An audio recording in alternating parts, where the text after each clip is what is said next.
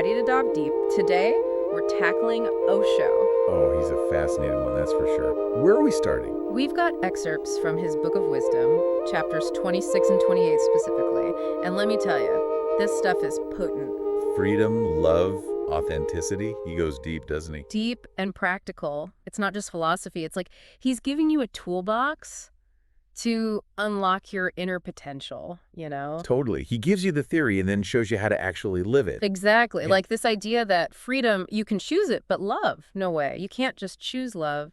It really made me think. What about you? It challenges everything we're told, right? Like, we think choosing a partner is choosing love. But Osho's saying, nope, freedom comes first. You got to break free from all the stuff we put on ourselves, all those limitations. Only then. So then love just appears, like magic. Kinda. He uses this analogy. Love is the fragrance of freedom. Ooh, I like that. Okay, so not magic, but It's a natural outcome. yeah. You embrace your freedom, no more ego, no more insecurities holding you back, and love, it just blossoms. Okay, that makes sense. I'm getting a visual like you can't force a flower to bloom, right? They'll just end up with a broken stem. Exactly. And isn't that what happens in so many relationships? Trying to force it instead of, like you said, creating the right conditions? So many relationships are built on that, on forcing it, instead of embracing one. Totality. Yes. Totality. Okay, now when I hear totality, I picture like those yoga masters who can bend into pretzels. Not quite. Although flexibility is good. Think of it more like accepting yourself, the fullness of who you are right now. Even the messy bits, especially the messy bits. Osho would say that's where the good stuff is.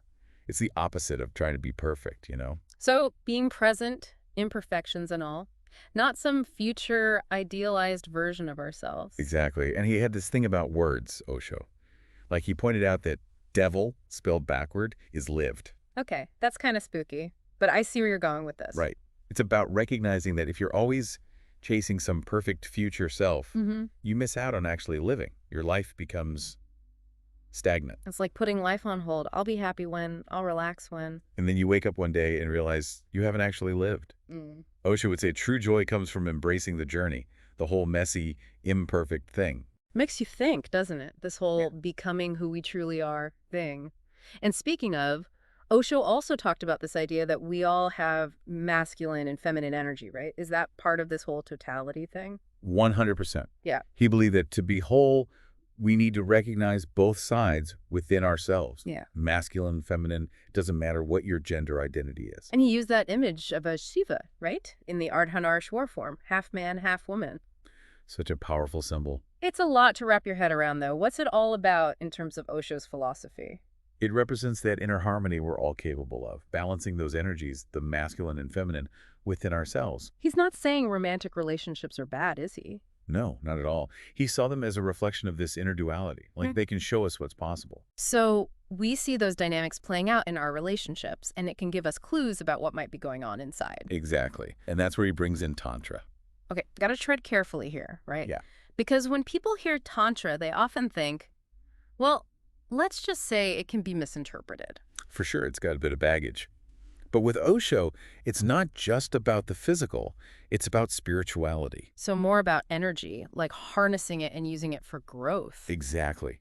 Recognizing that sexual energy is sacred, it's powerful, and it can be channeled, transformed, it can help us grow. Okay, now that is fascinating. Using something we usually think of as just physical and turning it into something more. Transformation, that's a great way to put it. And speaking of transformation, this reminds me of another one of Osho's teachings, laughter. Oh, he loved a good story, didn't he? He told this hilarious joke once about the Englishman. The one who wanted to learn how to tell a good joke?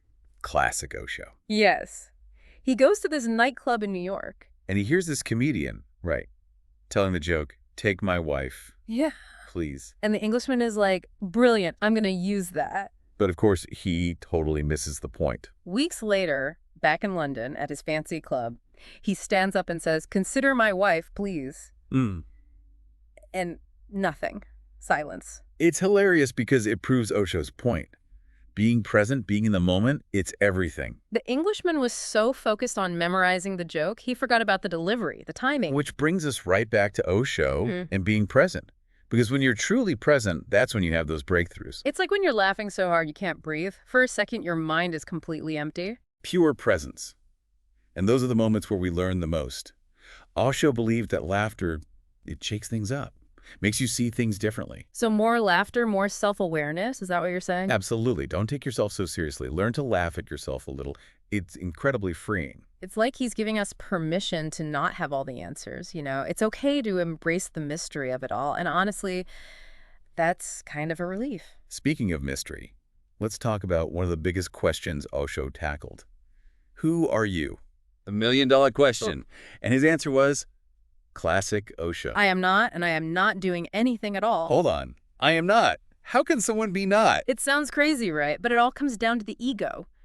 Mhm. That I we cling to. He's saying it's not the real us. So letting go of all the labels, the stories we tell ourselves, to get to the core of who we really are. Exactly. And one of the ways he illustrates this is with the analogy of the hollow bamboo. Okay, now I'm intrigued. Tell me more about this bamboo. Okay, the hollow bamboo. I'm ready for this analogy. So picture a bamboo flute, right? It's not the bamboo itself that makes the music, is it? It's the air going through it. More like the emptiness inside, that hollow space. That's what lets the music flow. Ooh, I see it. So we're like the bamboo and the music is. The universe, the divine, that creative force, whatever you connect with. Osho's saying our true nature, it's that emptiness, pure potential. And that's where real action, real creativity comes from, that emptiness. Exactly. It's not about what we're full of. It's about making space.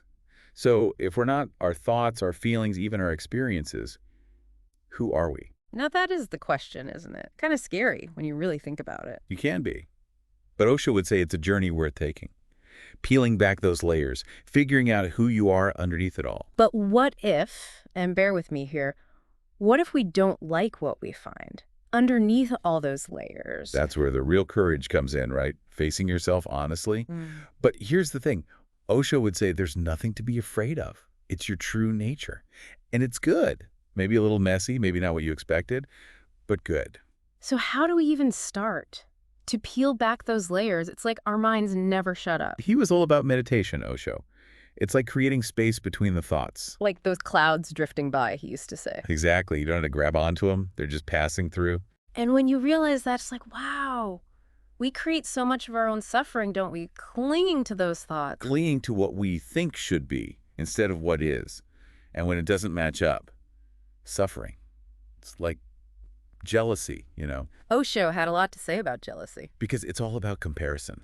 We measure ourselves against others, and of course we come up short. Comparison is the thief of joy. Right. Osho would love that. He believed every single person is unique and original.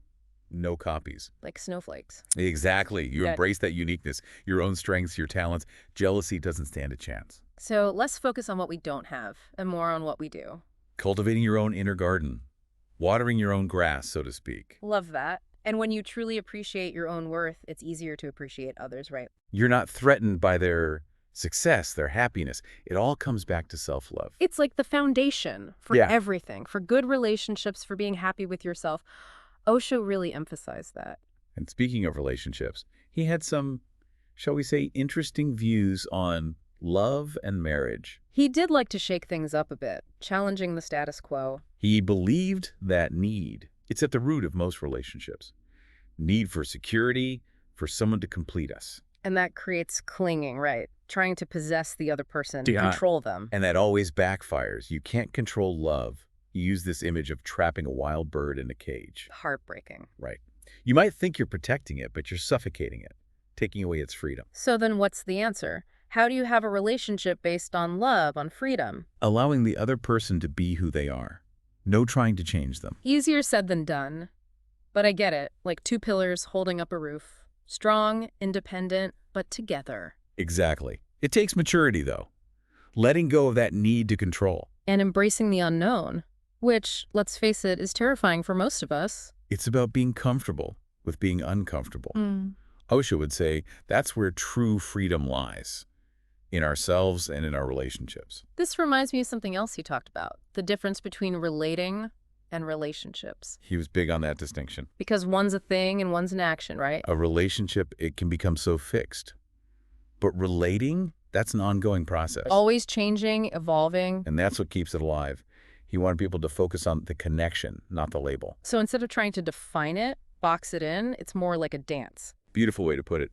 A dance that never ends. As long as you stay present, open, receptive. And remember, through it all, to ask yourself, Who am I? Because if we're not, our thoughts, our emotions, our possessions, our relationships, what's left? That's the exciting part. The mystery, figuring out who we are beyond all the labels. A journey worth taking, wouldn't you say? Absolutely. With a healthy dose of laughter along the way. Always. Osho always emphasized that. Never lose the sense of humor, especially when things get tough. And believe me, they do. But on that note of embracing the unknown, diving into the mystery, I think it's time we tackled Osho's views on wealth and poverty. Oh, now those are some interesting waters we're sailing into. He wasn't afraid of a little controversy, was he? He definitely challenged us to think differently, and that's what we're here for, right? Ready to dive in. All right, diving into Osho on wealth and poverty. And let's be real, he wasn't exactly known for playing it safe. He definitely ruffled some feathers. Especially when it came to topics like this. He challenged the whole idea that poverty was somehow virtuous. Which is a tough one, right? Because there's that whole idea of simple living, finding nobility in having less. Gandhi comes to mind. And Osho would say, those are great ideas in theory, but they ignore the reality, the suffering. He saw poverty as a form of enslavement. Because it limits you, right? It's hard to reach your full potential when you're struggling just to survive. Exactly.